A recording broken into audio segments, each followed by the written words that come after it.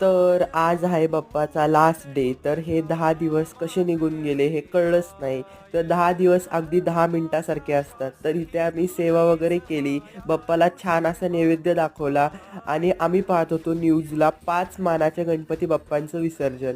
तर विसर्जन वगैरे पाहिलं आणि त्याच्यानंतर आपल्या बाप्पाचं सुद्धा विसर्जन करायचं होतं, त्याची तयारी चालू केली आम्ही.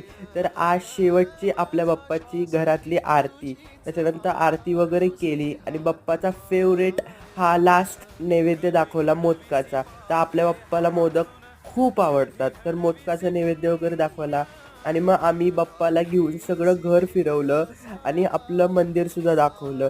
तर घर वगैरे दाखवलं, त्याच्यानंतर आपले बाप्पा निघाले त्यांच्या गावाला.